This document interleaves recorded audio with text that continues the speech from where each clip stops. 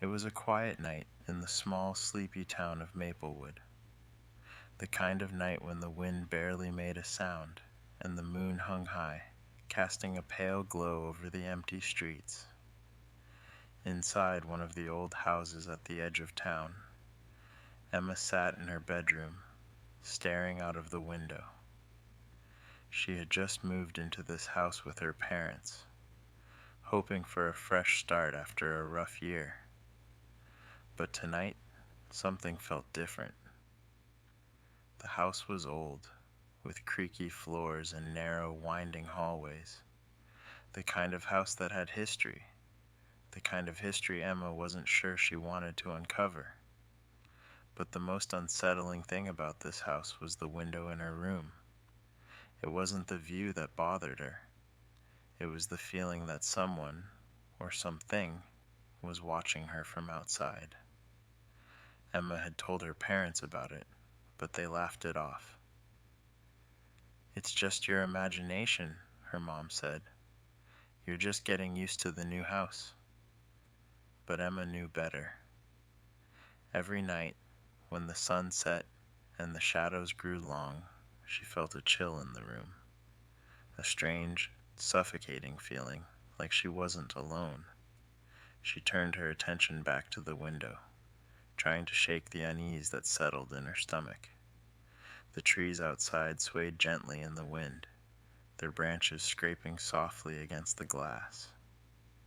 Emma sighed and reached for her phone, hoping to distract herself. As she scrolled through social media, she heard a faint noise, something like a soft thud, just outside the window. Emma froze. At first she thought it was just the wind, but then the noise came again. This time it was louder, closer. She slowly lowered her phone and turned toward the window, her heart racing. Her bedroom was on the second floor, so it was impossible for anyone to be outside. Right? Curious, Emma stood up and walked to the window. She pulled back the curtain just enough to peer outside. The street below was empty, bathed in the eerie moonlight. She could see the faint outlines of the trees in the distance, but nothing else. No one was there. Emma felt a wave of relief wash over her. She was just being paranoid, she thought. But as she was about to turn away, something caught her eye. A shadow. It was faint at first, just a flicker in the corner of her vision. But as she stared harder, the shadow moved. It wasn't just any shadow. It was the shape of a person, tall and thin, with long arms that seemed to stretch unnaturally. Emma's breath caught in her throat. The figure was standing just outside the window, its face hidden in the darkness, its form barely visible in the dim light. Emma's heart pounded in her chest, and she quickly stepped back from the window, her mind racing. Her mind screamed at her to call for her parents, but she didn't. She was too scared. What if they didn't believe her? What if it was just her imagination? No, she told herself, it wasn't. Emma gathered her courage and took a deep breath. She approached the window once more, her hands trembling as she reached for the curtain. She pulled it back slowly, praying that when she looked outside, the shadow would be gone. But it wasn't. The figure was still there, standing motionless in the yard, just beneath the window. Emma's stomach dropped. She could see it more clearly now. It was tall, thin, and draped in what appeared to be a dark cloak. Its face was obscured by the hood, but Emma could feel its gaze on her, cold and unblinking. She stepped back again, her heart hammering in her chest. She wanted to scream, but no sound came out. Her mind raced, trying to make sense of what she was seeing. Could it be a prank? But who would do such a thing in the middle of the night? And why had she never noticed this figure before? Emma's hand hovered over her phone, but before she could grab it, the shadow moved. Slowly, it lifted one arm reaching toward the window as if trying to touch the glass. Emma stumbled backward, knocking over her chair as she scrambled away. The shadow didn't stop. It pressed closer to the window, its fingers stretching, its presence growing stronger. The air in the room grew colder, and Emma could feel the weight of the figure outside pressing against her. She backed away, her mind in a frenzy. She needed to get out of the room. She needed to leave. But as she turned to run, she heard the sound of the window slowly creaking open. Emma's breath hitched.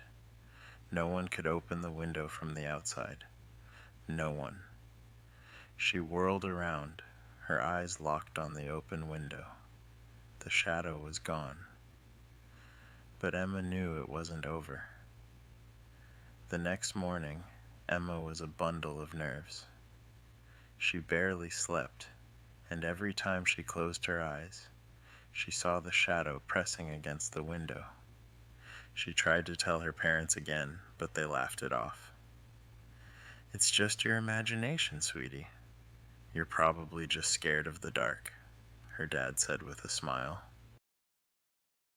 But Emma couldn't shake the feeling that something was terribly wrong.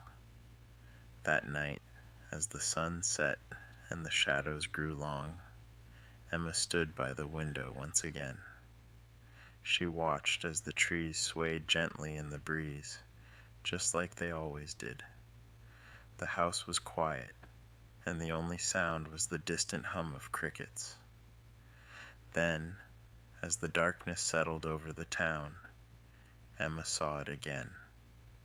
The shadow. This time, it was closer, much closer. She could see it clearly now, standing just beyond the window, its dark cloak flowing in the wind. But this time, something was different. It wasn't motionless. It was moving, creeping toward the house, step by step. The figure's face was still hidden in the darkness, but Emma could feel its eyes on her. Cold, unblinking. Without thinking, Emma grabbed her phone and called her parents. "Mom! Dad! Please, you have to come up here," she cried, her voice trembling. Her parents arrived a few moments later, but by the time they got to her room, the shadow was gone. The window was shut tight, and the room was silent. Her parents checked the outside, but they saw nothing. "Emma, there's nothing there. Maybe you're just overtired. Let's go downstairs and get some sleep." But Emma wasn't convinced.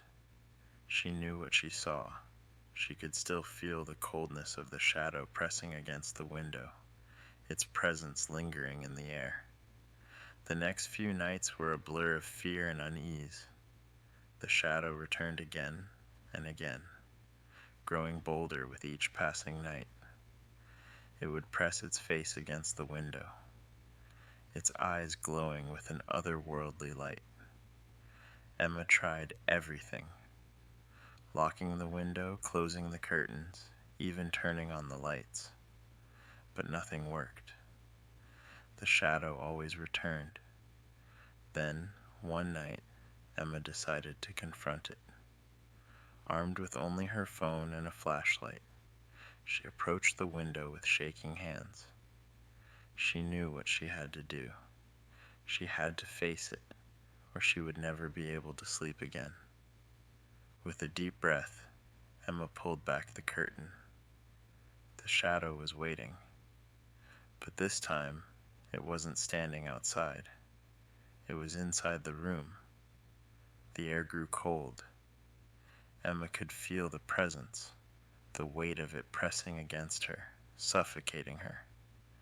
The shadow slowly moved toward her, its face still hidden. She could hear its slow, deliberate footsteps. Then the voice. A low, guttural whisper came from the darkness. You shouldn't have looked. Emma froze. Her heart skipped a beat. The voice was cold, unnatural, and she could feel it in her bones. You shouldn't have seen me, the voice hissed. Emma stepped back, her mind screaming for her to run, but her feet wouldn't move.